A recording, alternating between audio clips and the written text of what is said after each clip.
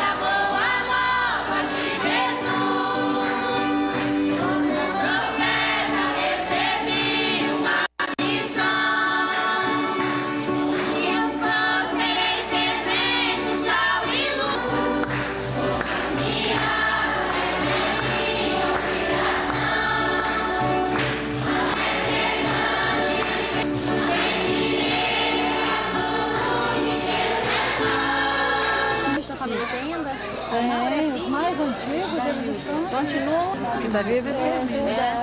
E o mais novo é a outra, o mais novo é o seu filho. A linha.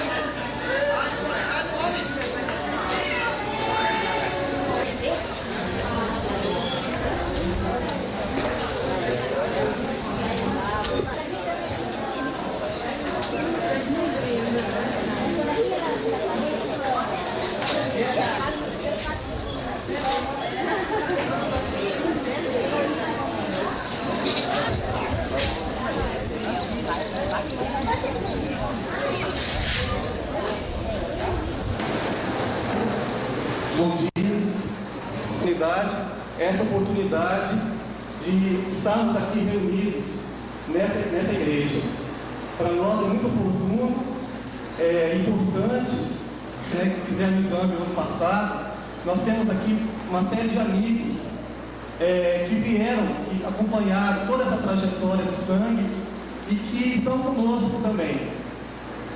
Várias pessoas, a gente não vai nem citar, porque vai fazer injustiça, né? Esquecer um nome ou outro, mas essas pessoas que estão conosco, a gente agradece de coração a oportunidade também de estar, a alegria, né? De estarmos aqui, a esperança, a expectativa em família. A igreja celebra o mês da vocação, o mês de agosto. Hoje eu sou padre, eu não sou padre, tá, gente? Eu sou ex-seminarista.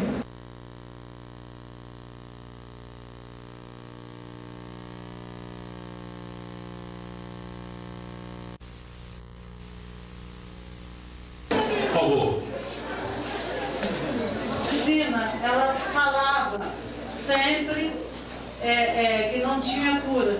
Então eu parti em busca de alguém para que, se não há cura, mas que se procure a cura.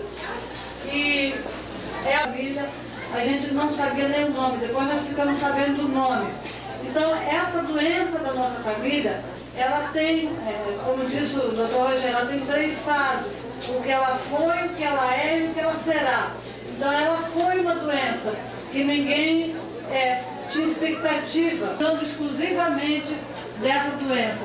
O material que eles colheram, quando eles estiveram aqui em outubro do ano passado, estiveram 14 cientistas, sendo 8 da Universidade de São Paulo, 3 da Itália e 3 dos Estados Unidos. Eles estiveram aqui em Valsugano, estiveram em Colatina, em Santa Teresa, em Vitória, colhendo sangue de 296 pessoas. O mundo inteiro agradece a família por ter se disponibilizado em fornecer esse material para que se desenvolvesse Não quero que as pessoas que fizeram os exames ou que são parentes, que se assustem com os resultados. Por quê? Esse exame ele vai servir de base para outras coisas, para a prevenção.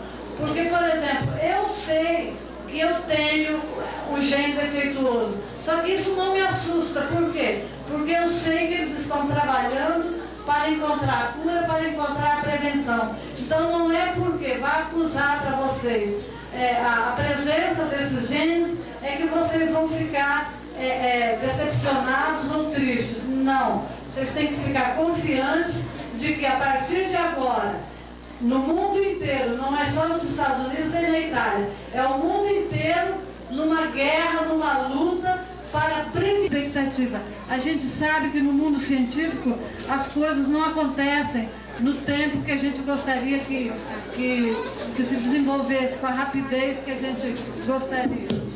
Engana já a partir desses exames. Então hoje é um dia importante também para que coloque na cabeça,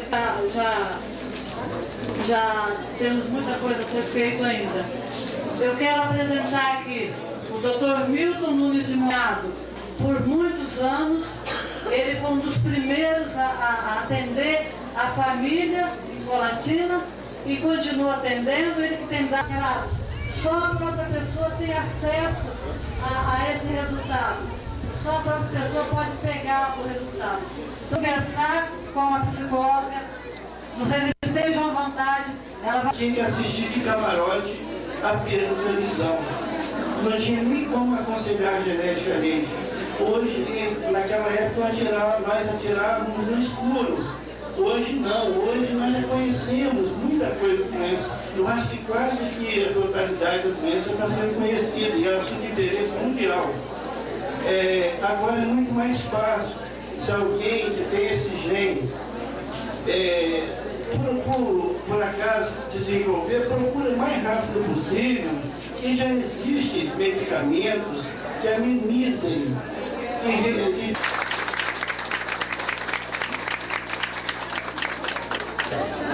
Olha só, estou aqui com a minha amiga Odete para acolher, junto com essa comunidade tão acolhedora, né? Esse momento, que é um momento difícil, mas também é um momento de júbilo. Porque, como está dizendo o Dr. Milton, antes da Odete e depois da Odete. Uma coisa que às vezes eu costumo dizer para as pessoas é que a vida, às vezes, ela faz algumas coisas conosco, né? Mas o importante não é o que a vida faz com a gente, nós pensar o que é que a gente tem feito com isso que a vida coloca para nós, às vezes como surpresa, às vezes como decepção, às vezes como alegria, às vezes como tristeza, né? Então acho que isso é muito importante, a responsabilidade de cada um, né? A gente pode reescrever essa história que vem há 100 anos sendo escrita de uma determinada maneira, né? Por quê? Porque há 50 anos atrás não apareceu alguém que se dispôs a reunir, a criar laços, a estabelecer um laço que pudesse, com toda a força, reverter esse quadro que até agora tem sido tão triste. Não é mesmo? Eu estou muito feliz de estar aqui, podendo, junto com a Odete, o Dr. Milton,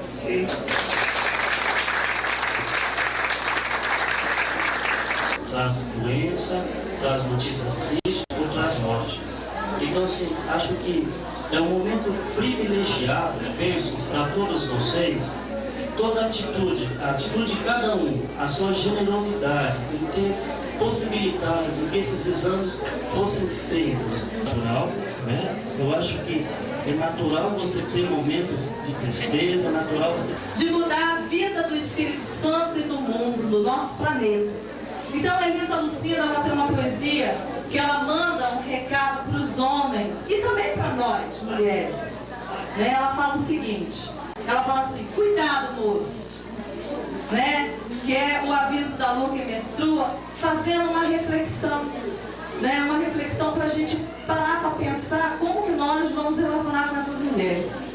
Então ela fala assim, cuidado, moço, cuidado com essa gente que gera, essa gente que metamorfoseia, que metade é legível, metade é sereia, a barriga cresce, explode humanidades, e ainda volta para um lugar que é o mesmo lugar, mas é outro lugar, aí ele está.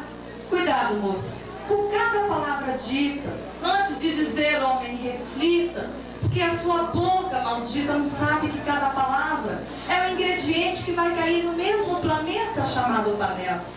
Ela está acostumada a viver por dentro, transforma fato em elemento, tudo que faz, ferve, refoga, frita, e ainda sangra tudo no próximo mês.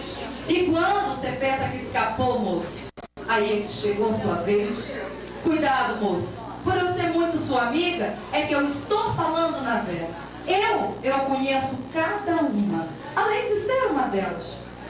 Quando se voltar a ela, muito cuidado, porque você não sabe a força que é essa mulher, não é verdade? Aí ela diz ainda mais na frente, ela diz assim, cuidado, porque por você ter uma cobra entre as pernas, cai na displicência diante da própria serpente. Ela é uma cobra de avental. Não despreze a meditação doméstica, porque é da poeira do cotidiano que se extrai filosofia, cozinhando, costurando. E você chega com a mão no bolso, julgando a arte do almoço eca. Você que não sabe, às vezes, nem onde está sua cueca.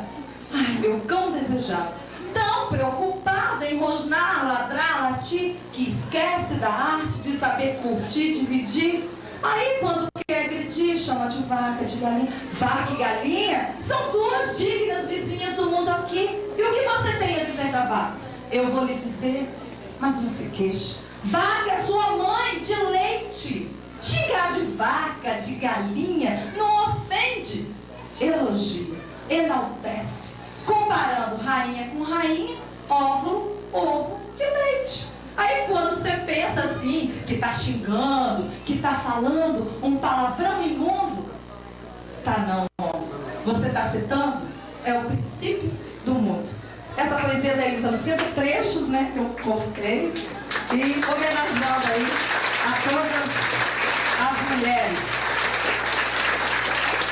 E uma curtinha, Luísa, filha do primeiro casamento, a Geni, que é a mais velha de todas, a Maura, que é filha do segundo matrimônio, a Márcia, que é filha do segundo matrimônio, a Ivone, que é a filha do primeiro matrimônio. Acabou? Ah, o Mauro também. Cadê o Mauro? O Márcio e o Cláudio. Ao todo nós somos em 15. Mas um morreu, né, assassinado. As famílias estão aí, os filhos, as esposas, né? A Silma, a Maria Helena, o João tem 15 anos. O Paulo tem a Patrícia, tem a Neuza, a Márcia tem o Lucas e a Mariana, que estão aí. A Maura. A Ivone tem o Rodrigo e a Vivian. Não tem problema nenhum.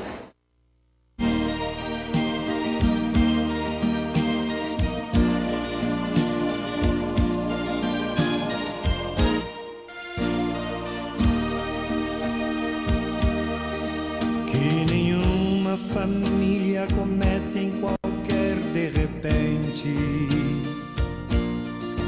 que nenhuma família termine por falta de amor. casal seja um para o outro de corpo e de mente, e que nada no mundo separe um casal sonhador,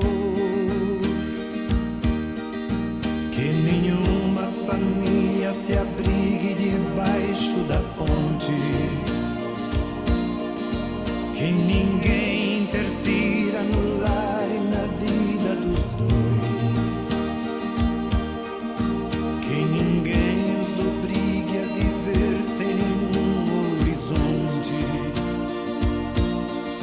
que eles vivam do ontem no hoje em função de um depois, que a família comece e termine sabendo onde vai, e que o homem carregue nos ombros a graça de um pai, que a mulher seja um céu de ternura, aconchego e calor, e que os filhos conheçam a força que brota do amor.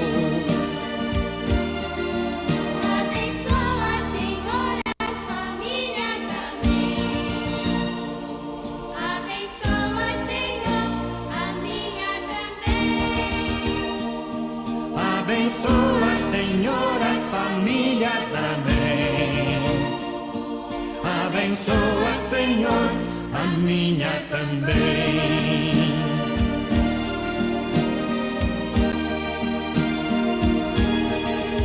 Que marido e mulher tenham força de amar sem medida,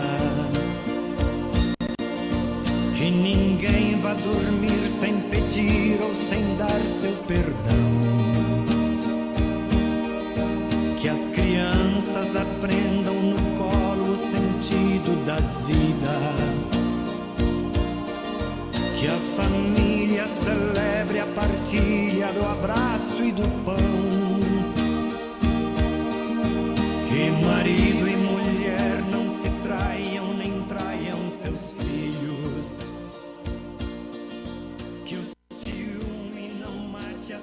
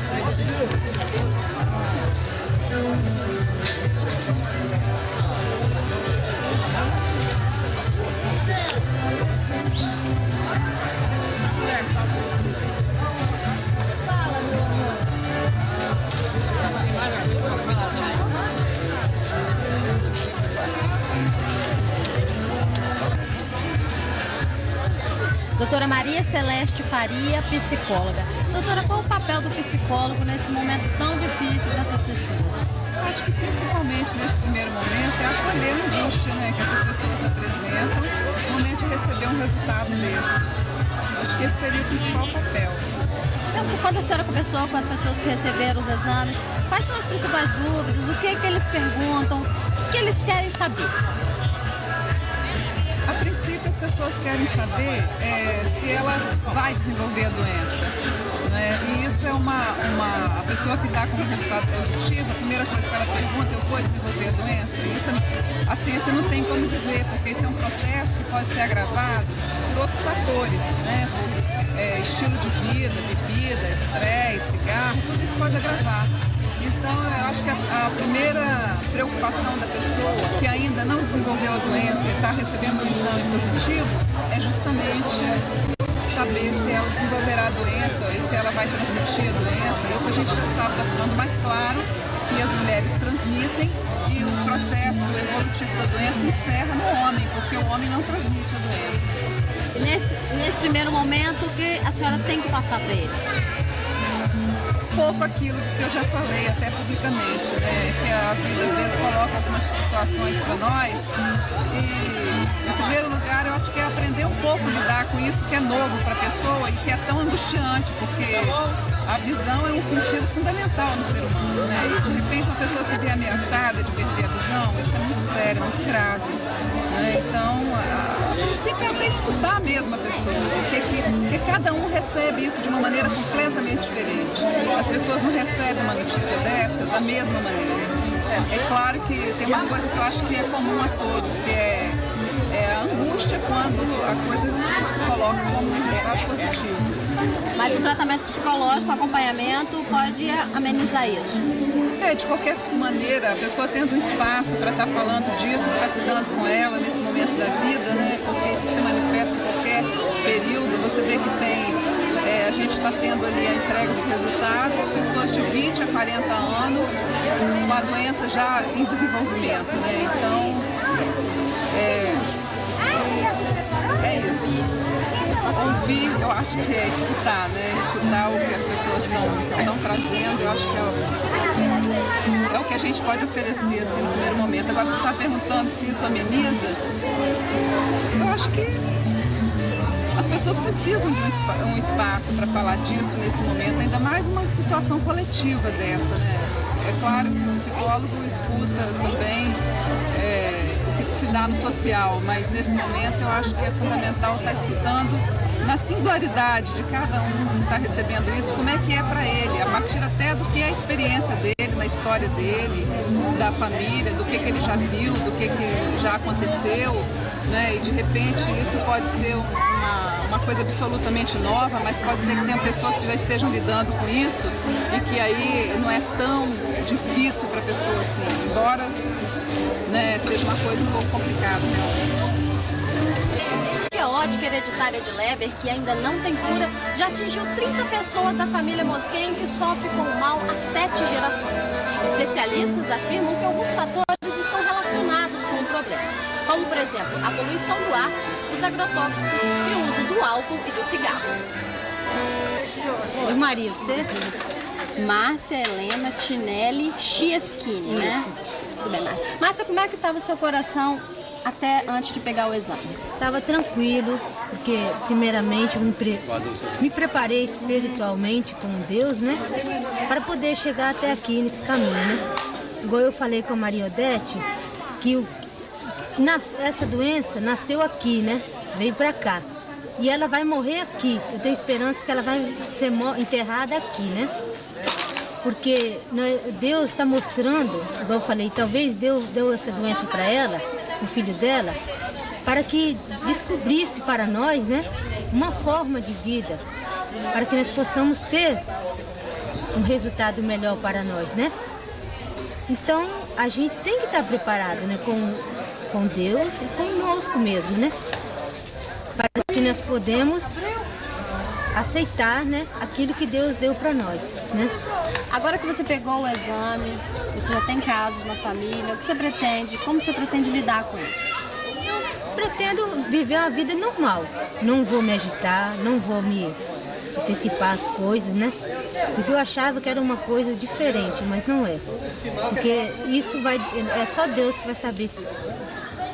Então, Márcia, como é que vai ser daqui pra frente? Daqui pra frente vai levar uma vida normal, né? Porque já tem dois casos na minha família, a minha mãe e meu irmão, aos 9 anos de idade que eu tinha, a minha mãe tinha 30 anos, ela perdeu a visão. Para mim foi um choque muito grande, né? Para mim lidar com isso. Mas aos tempos, foi crescendo, eu fui crescendo, fui levando a vida, né? E ela é uma pessoa muito forte, tô com muita fé em Deus. Ela me ensinou muitas coisas boas, né? E ela é muito segura. E ela tem a força, né? Ela que passa força para mim às vezes, quando eu estou insegura. E ela é maravilhosa, entendeu? As irmãs dela, que estão boas de vista, não vieram. E ela que tem problema está aqui, ela está até ali sentada. Ali. Né?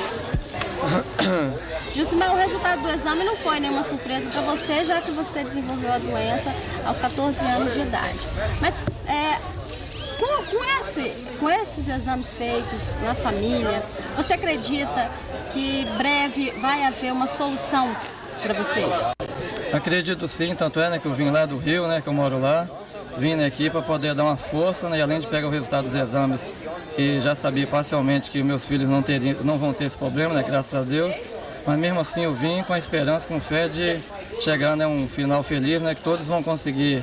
Quem tem esse problema até, né, a minha esperança de agora voltar até a enxergar novamente, né, e a esperança maior de quem não tem esse problema de não vir ter esse problema também, que nem eu tenho, né.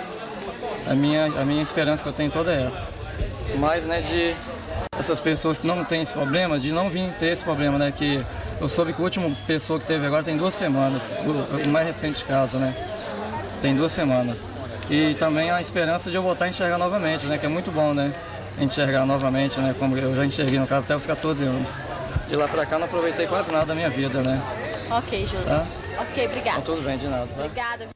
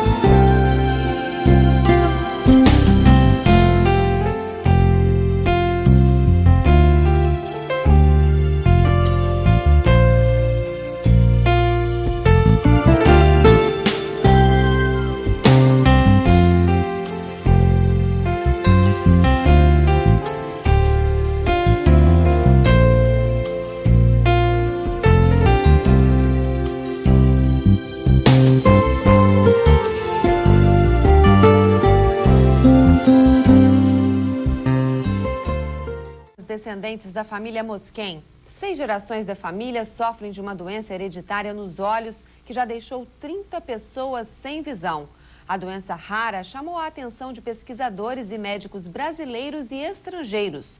Todos os descendentes fizeram um exame de DNA para saber quem tem a probabilidade de desenvolver a doença.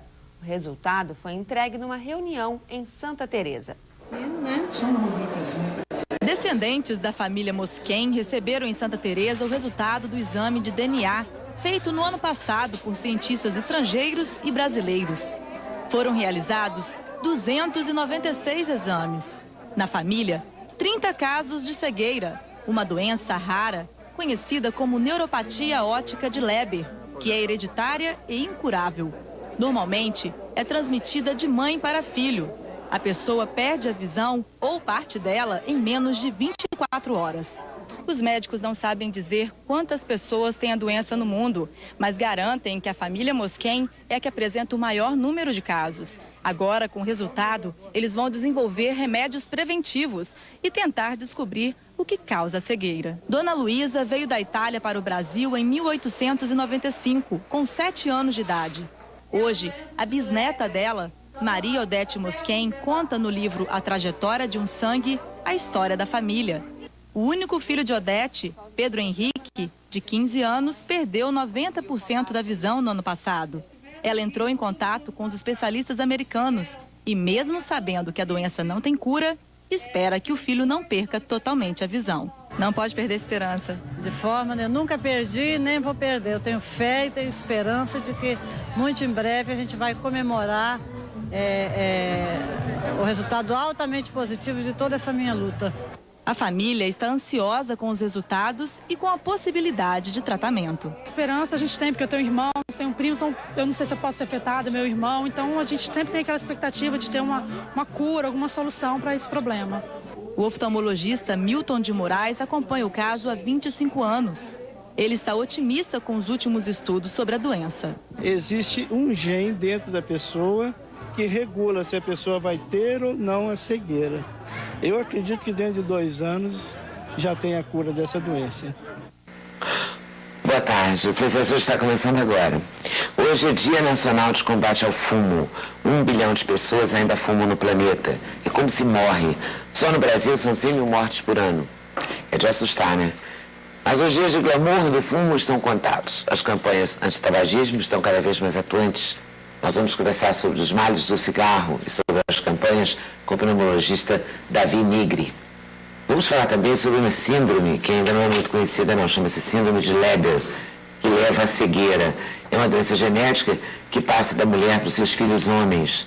O presidente da Sociedade Brasileira de Oftalmologia, Carlos Fernando Ferreira, vem falar dessa doença. E a Odete Mosquen pertence à maior família do mundo com a síndrome de Leber. O filho dela, de 15 anos, só tem 10% da visão. Odete é incansável nessa luta, ela pesquisou muito, pesquisa ainda hoje, e até já escreveu um livro sobre a doença, que se chama A Trajetória de um Sangue. Vamos conversar também com a fotógrafa Lena Trindade. A Lena retratou a beleza e a riqueza de lugares inescondidos do Brasil Central. Viveu uma vida de aventuras na região, inclusive, e juntou as fotos com o artesanato dessa região para montar uma exposição que se chama Natureza e Arte no Brasil. Vamos falar com o cantor e compositor Jorge Versilo. Vai falar sobre o novo CD, vai falar sobre os shows que ele vai fazer no Canecão. E vai falar também desse sucesso. Ele bombou, ele estourou. E bombou é a palavra moderna para estourou. Né? Que estourou já ficou assim, passado. Ele vai falar desse sucesso com a gente. E na área musical ainda, vamos conversar com o Max de Castro. Max de Castro também bombou, considerado um dos maiores músicos da geração dele. Filho de Wilson Simonal, a gente sempre fala isso, né? Nem sei se eles gostam ou ficam assim meio querendo que a gente esqueça. Vamos conversar sobre isso com ele também, tá bom? Nosso debatedor de hoje é o psicólogo carnavalesco Milton Cunha. E você? Você acha que qualquer para qualquer pessoa é fácil parar de fumar? De jeito nenhum. Estrategicamente eu vim exatamente nesse dia de antitabagismo, que eu sou uma fumante, fumo 3 maços por dia. Essa doença da minha família, uma das causas é a fumaça do cigarro, não é nem a nicotina, é a fumaça do cigarro. Então, mais do que nunca eu deveria parar ou ao menos diminuir. Eu com esse físico, eu não tenho físico nem para 10 cigarros, quanto mais para 60 cigarros por dia. né?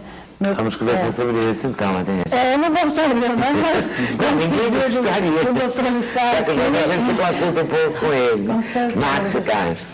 Olha, acho que depende da predisposição que cada pessoa tem, né? Esse estudo aí você não tem, mas você não... Ao pânico da criança. Além do vício também da nicotina, tem uma outra coisa que a gente tem que trabalhar, é o hábito de fumar.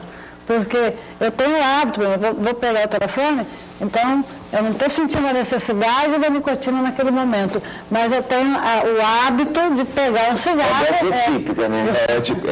Isso é interessante quando você trabalha com fumantes e você vai falando, eles já vão te contando tudo que você vai falar. Isso que você está falando, isso são os sinais que o organismo você tem para fumar. Então tem pessoas, isso faz parte inclusive aqui da nossa folhinha, e perguntar. Estamos de volta aqui, no Sem Censura. A gente fez assim, sabe? Primeiro bloco, o tabagismo. Segundo bloco, a gente relaxou com o Marcos de Castro. No terceiro bloco, a gente vai tratar da síndrome de Leber.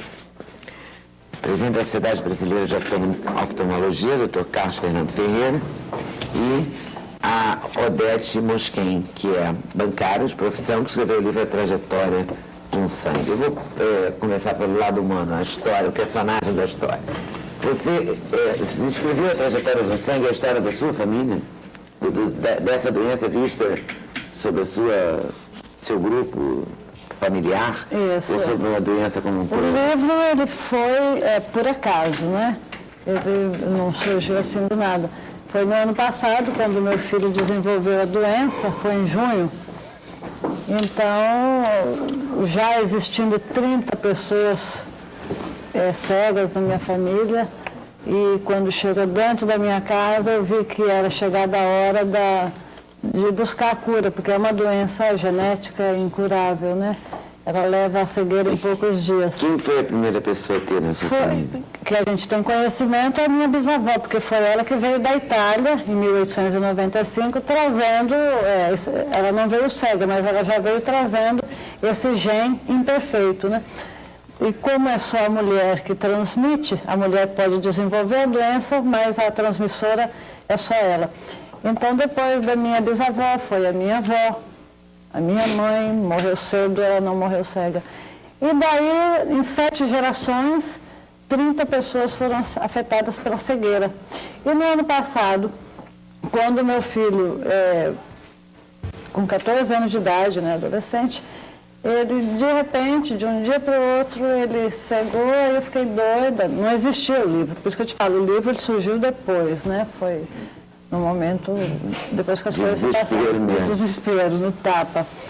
Mas daí, quando nós vimos a situação dele, e eu falei, não é possível que seja essa doença de família, que eu falasse assim, aquele mal de família, né? Não é possível que seja isso. Então, como lá em Vitória, nossa referência é Belo Horizonte, eu levei para Belo Horizonte apenas para constatar se era, né? Tanto é que eu cheguei no médico, que era a primeira vez que eu estava indo. Mas né? Belo Horizonte tem grandes clínicas de Muito, foi no Instituto Hilton Rocha. É o próprio. Então, eu cheguei lá e não falei nada da minha família, né? Porque senão eu poderia até induzir, né? Fiz de conta que nada existia na família. E o médico, lógico, ele logo vê se lente não resolve, né? Botou aqueles quadros lá e não identificava com nenhum tipo de lente. Então, fiquei 3 dias lá ainda tentando fazer outros exames e segurando para eu não falar com o médico. E aí, no final, ele me chamou, ainda querendo contornar, né? E tinha uma amiga comigo, me futucou, falou, não deixa ele numa situação assim, não fala logo da sua família, que aí ele fica mais à vontade para te falar. Porque para o médico também é desagradável chegar para mim e falar, ó, seu filho tem uma doença. Aí ele falou, olha, é Leber, nós só vamos fazer o exame só para confirmar, porque a confirmação final, ela vem com o DNA mitocondrial, né? Eu falei, nós vamos fazer só para confirmar, mas é Leber. Eu falei, doutor, pelo amor de Deus, não posso ficar assim, vamos fazer alguma coisa. Eu falei, não tem nada a ser feito. Não falei, onde eu vou levar meu filho? Para lugar nenhum, porque nada existe ainda em relação a essa doença que possa ser feito. Mas eu saí de lá, eu falei para ele, ele deve estar até me assistindo agora, que ele sabe que eu vim. Eu falei, doutora, ela não vai ficar desse jeito, eu não vou conseguir ir embora, não vou conseguir dormir, sabendo que meu filho está com uma doença incurável e eu não vou fazer nada. Então, uma sensação ruim é você sair de dentro de um consultório médico, sabendo que seu filho está doente e sem levar nada na mão, receita, nada, remédio, né? Remédio, não nem fez esperança, nada. na Nem verdade. esperança, exatamente, nem esperança. Então foi um momento muito ruim para mim. E quando eu cheguei, mas eu fui embora com uma determinação, eu falei com ele, falei, doutor, não vai ficar assim, eu não vou aceitar que não tem cura não vamos atrás. Aí foi que eu comecei, eu não sabia inglês, não sei inglês, não sabia internet. Eu falei, mas eu vou me jogar no mundo aí, de uma forma ou de outra eu vou ter que encontrar. E daí instalaram para mim lá um tradutor eletrônico, um vizinho me deu umas orientações básicas de internet, você entra, você faz assim, e o resto eu me virei. E daí comecei a jogar e-mails para todos os lugares onde falava em congressos e centros de oftalmologia, porque daí eu estudei a doença, né? Eu vi que ela era genética, então onde falava sobre a genética, oftalmologia e neurologia, eu comecei a mandar e-mails aleatoriamente, jogando. Odete, teu filho te deu força para essa luta? Ele me deu muita coragem, por ele é que eu fiz isso aí. Você conversou com ele, como é que ele está? Não, a única coisa que, porque ele tem 14 anos, já é uma idade assim meio complicada, então, e ele já sabendo dos outros 29 na família que tiveram a cegueira total. Então, quando nós estávamos lá em Belo Horizonte, ele estava no corredor e ele viu que eu demorei muito no consultório médico. Então, quando eu saí, ele falou assim, mãe, me responde uma coisa. Eu falei, não, me responde uma coisa, é Leber ou não é? Eu falei, mas não precisa me explicar mais nada, só queria saber. Porque ele falou assim, é Leber, mas eu vou correr atrás, eu vou ver. Eu falei, não precisa. Então, até hoje ele não gosta muito que se converse sobre a doença, mas ele me dá coragem e me impulsiona para eu continuar, né?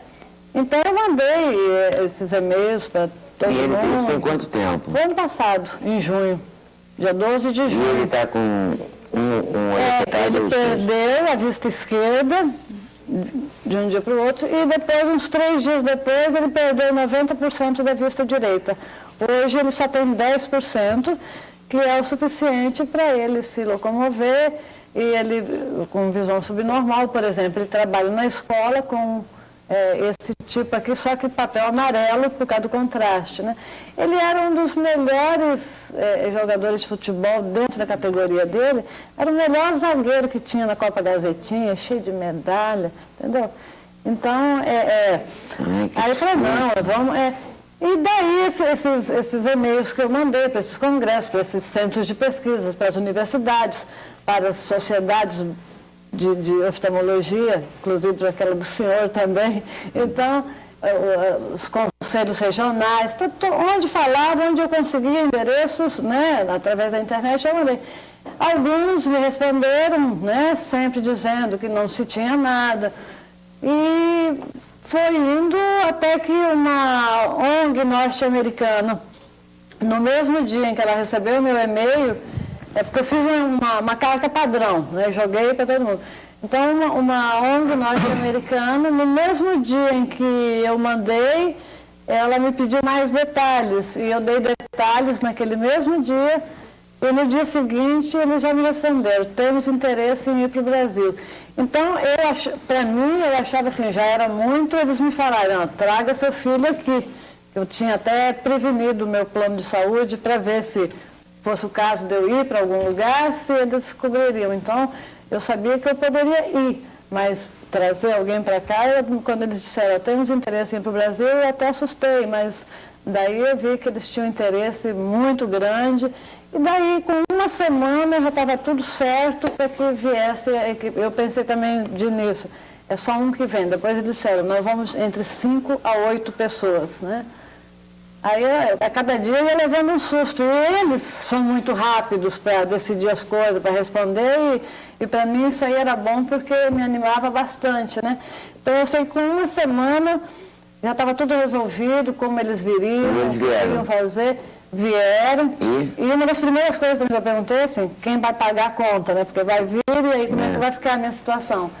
E eu perguntei, né, em relação ao dinheiro, eles disseram não, que dinheiro, verba para isso eles tinham, né? E eu dei sorte porque há 2 anos eles haviam iniciado a pesquisa, eles só não evoluíram com a pesquisa porque eles não tinham elementos para desenvolver. Então a nossa família, porque eu disponibilizei para eles 7 gerações, todas 7 afetadas pela doença. E dessas 7 gerações, 5 vivas. Então, quer dizer, 5 vivas, então, para escolherem o sangue, para fazer os exames, para preencher o questionário que eles fizeram. Então, 5 gerações vivas e 5 gerações afetadas, para eles, foi muito importante. Então, foi considerada a maior família do mundo para estudo, foi considerada a maior família do mundo em pessoas afetadas, porque existem, o doutor sabe disso, aleatoriamente, uma pessoa aqui, outra, e não é que exista só a nossa família com essa doença. O que vai resultar disso? O que vai resultar disso? Eles colheram sangue de todos os 296 pessoas da conexão materna, né? E levaram para a Itália, fizeram o DNA mitocondrial, porque essa é uma doença na mitocôndria, então eles fizeram o DNA mitocondrial. A mitocôndria, ela é uma organela da célula, ela fica dentro da célula, né? E fizeram esse DNA mitocondrial em todos os 296. Fizeram mais uns 5 tipos de exames clínicos, né? De contraste de cor e tal, para avaliar uma série de coisas. E preencheram um questionário, daí feito esse mapeamento genético, daí para eles foi fácil eles chegarem a tirarem muitas dúvidas que eles tinham até então em relação a essa doença, porque esse Leber foi em 1871 que eles te prometeram de prática, nada, pesquisaram.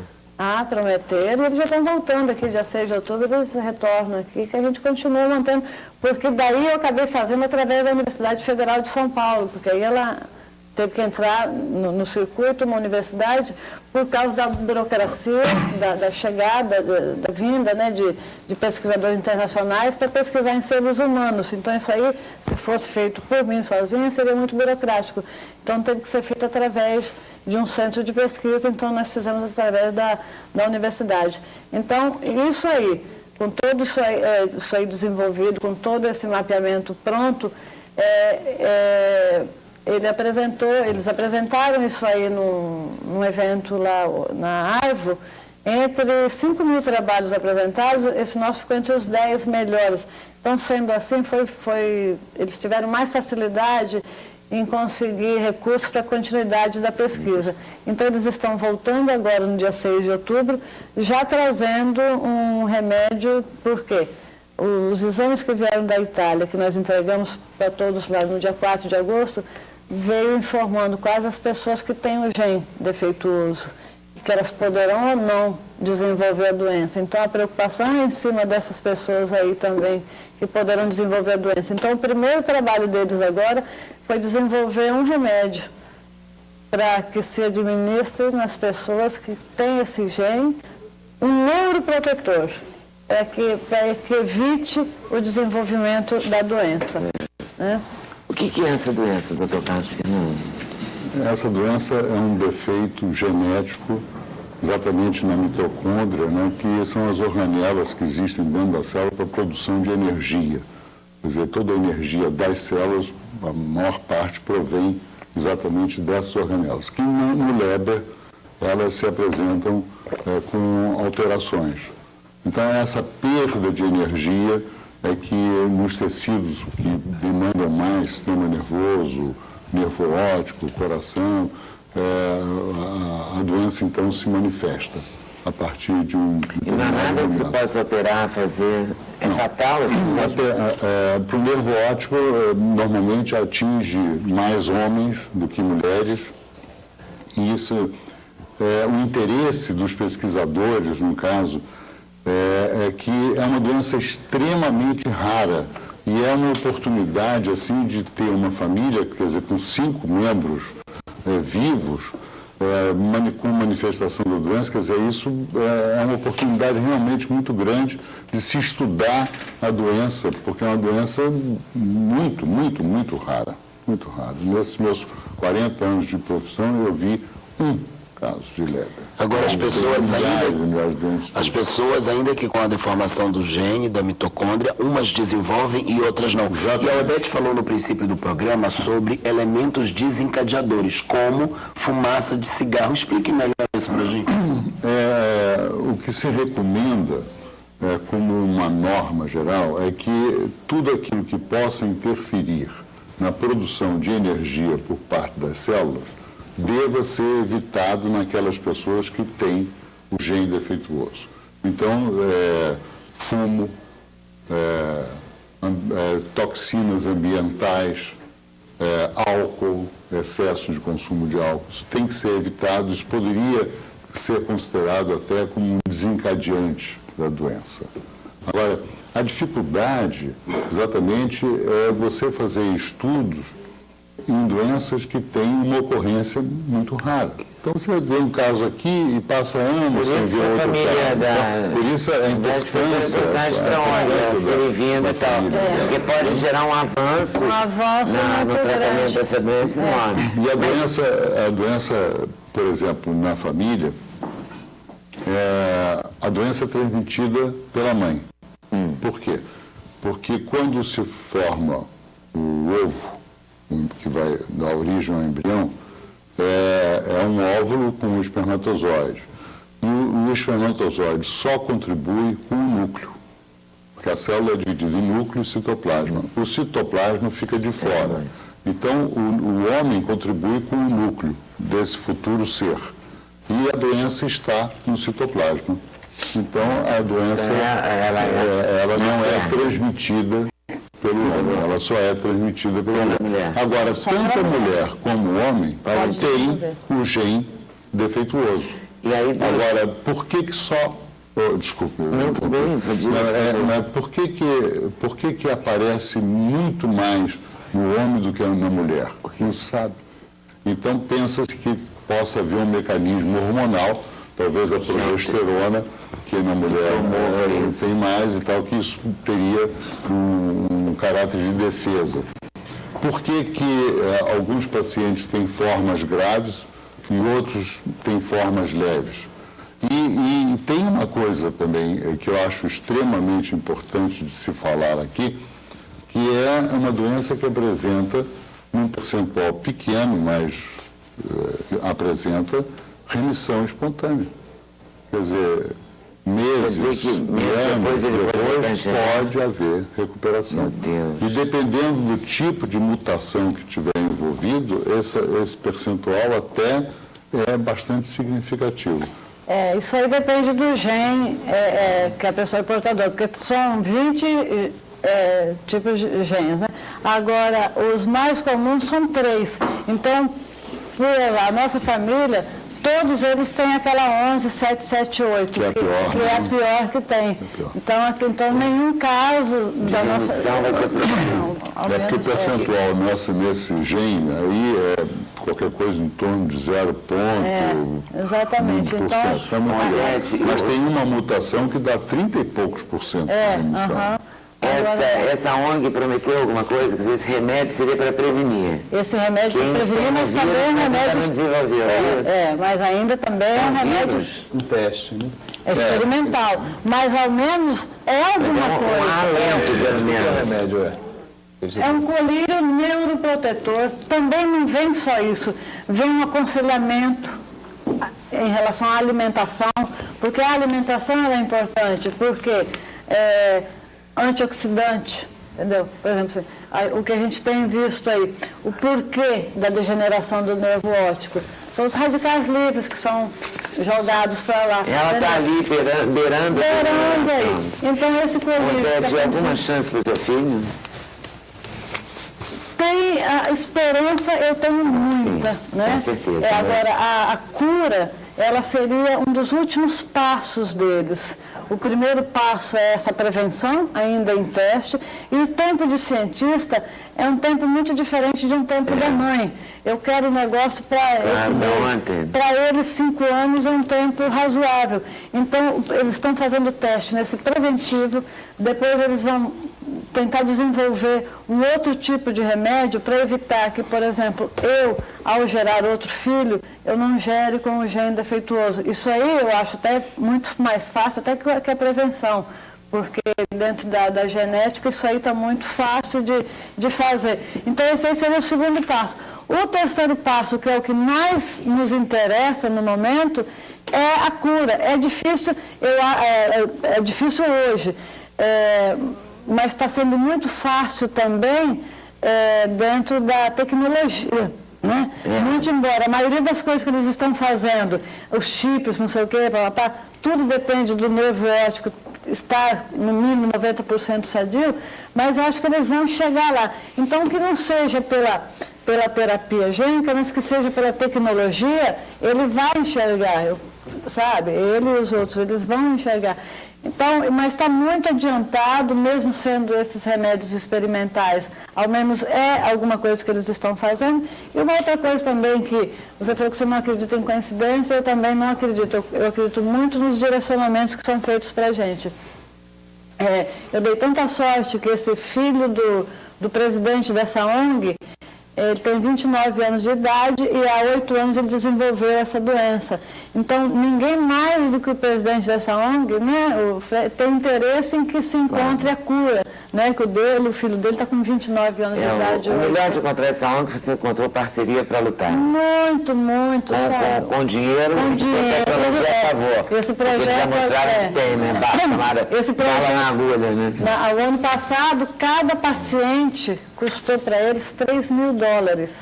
Mas isso aí para eles agora vai custar muito mais, porque eles vão colher um novo sangue agora, porque eles estão achando que alguma coisa dentro do núcleo, que o doutor falou que o espermatozoide contribui com o núcleo e a mulher, né, com a mitocôndria.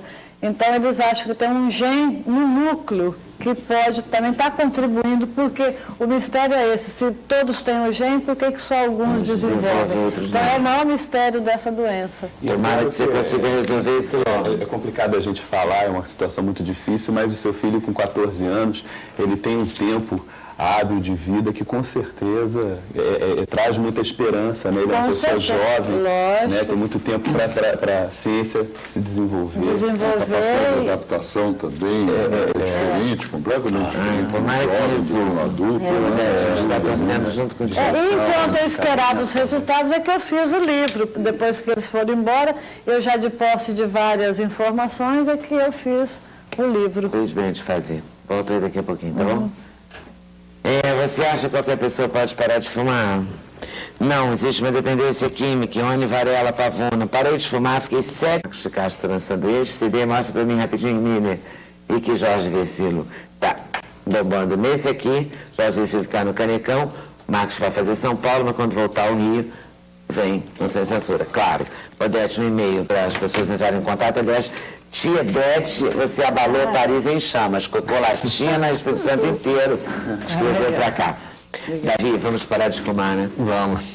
Qualquer coisa lá no Samaritano, né? Não, ali é um programa para os funcionários. Veja bem, esse é um programa que não visa lucro nenhum ali. É um programa para os funcionários mesmo parar de fumar. Muito obrigado. É uma iniciativa pioneira do hospital. Lena, obrigado. Obrigado, Milton Cunha, pela parceria. Lena está no espaço do BNDES, tá? Conto com vocês lá também. Boa tarde, boa noite. Até amanhã, se Deus quiser. Valeu.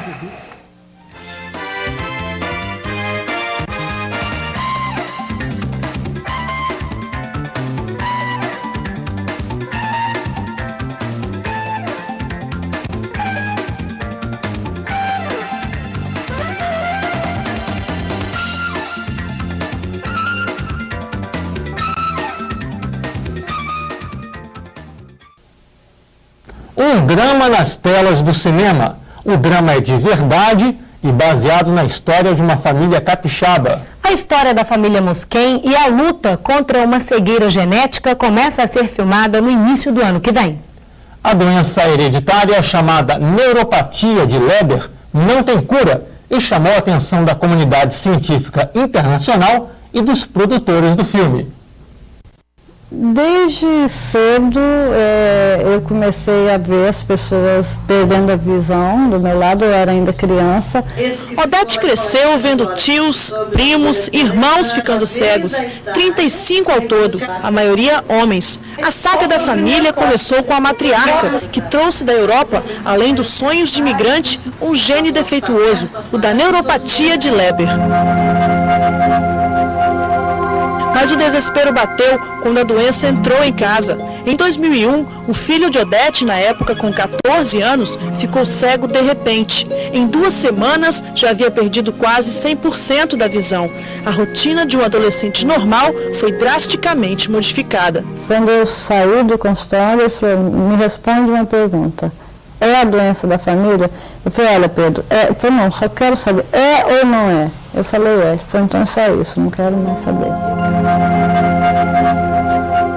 Ele teve que eliminar muita coisa da vida dele. Futebol que ele fazia, ele era um ótimo jogador de futebol.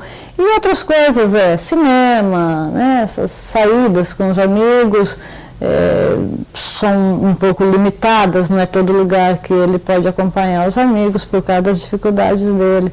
Inconformada com o problema do filho, Odete resolveu buscar ajuda. Foi na internet que encontrou uma esperança, uma ONG americana que financia pesquisas de doenças relacionadas ao nervo óptico. A primeira visita dos cientistas estrangeiros aconteceu em 2001. Fizeram exames de DNA em toda a família, quase 300 pessoas, e constataram que era o maior caso relatado da doença no mundo. Nunca existiu tanta gente numa mesma família. Então, por isso que até dificultava o trabalho dos cientistas, porque eles não tinham várias coisas numa mesma família para fazer comparações, né? Então a nossa foi considerada a maior do mundo e por isso que atraiu a atenção deles, né? Nessa primeira viagem deles, em junho de 2001, eles fizeram o DNA mitocondrial de toda a família, né? Foram 296 pessoas. E com esse DNA se comprovou que tem mais 77 na família que poderão desenvolver a doença. Em 2002, uma revista de circulação nacional publicou a luta de Odete para descobrir o motivo da doença do filho. Uma produtora leu a matéria e se encantou. O resultado, a história vai para a tela do cinema. O título provisório do filme é O Fio de Ariadne. A atriz Marília Pera viverá Odete na história. Para quem passou por tanta dificuldade e buscou ajuda praticamente sozinha, o filme tem um sabor de vitória. Eu acho ótimo, né? Porque quando você faz uma coisa e de repente alguém vê aquilo como até um motivo para passar isso para os outros, eu achei bastante interessante isso. Falei com ela que eu aceitava. O roteiro é lindo, né? Começa quando eu era criança, convivendo com os meus tios cegos, e daí a minha convivência com eles, e depois já começa a minha luta em relação à dificuldade do Pedro Henrique, a minha luta em conseguir os cientistas. Não é um filme de abordagem científica, é mais uma abordagem emocional, né? A cura para a neuropatia de Leber ainda não foi encontrada. Os que vão ficando cegos e seus familiares têm que aprender a conviver com a doença. A gente tinha sonhos, né, em comum, e de repente tudo mudou, né? Tudo acabou. Tivemos que reaprender a viver. Dentro daquilo que a vida jogou pra gente, nós tivemos que reaprender a viver. Mas a esperança continua viva. Espero que eles encontrem uma forma de prevenir, espero que eles encontrem a cura. Isso eu sobrevivo pela esperança. E neste final de semana, a cidade de Colatina voltou a receber a visita da equipe de cientistas que está pesquisando a neuropatia de Leber. Pesquisadores de universidades de São Paulo e cientistas estrangeiros começaram mais uma bateria de exames. Eliana ainda não desenvolveu a doença, mas tem o gene defeituoso. Por isso, participa dos exames desde 2001. Eu acredito que, com o passar do tempo, eles vão descobrir a cura, a causa principalmente, né, para esse problema, eu acredito. Pela quarta vez consecutiva, a equipe de médicos estrangeiros e brasileiros vem a Colatina pesquisar o mal de Leber. O Brasil foi escolhido para ser a base mundial dos estudos porque tem a maior família com essa doença e porque todos os membros moram em cidades próximas. A maioria é de Colatina, Santa Teresa e Vitória. Em 2002, 300 pessoas da mesma árvore genealógica foram examinadas, mas nesse ano participam apenas as 77 pessoas que têm o gene defeituoso e as 35 que já desenvolveram a doença. Durante a visita do ano passado, pesquisadores americanos usaram esse aparelho que só havia sido testado em macacos. A experiência em humanos foi insatisfatória. As 6 pessoas que receberam o tratamento continuaram cegas. Por enquanto, não houve grande progresso. Ainda assim, a representante da família está otimista. A cada viagem deles, parece que é pouca coisa que eles trazem, mas para uma pesquisa isso significa muito, né? E os pesquisadores ficam em Colatina até a próxima quarta-feira.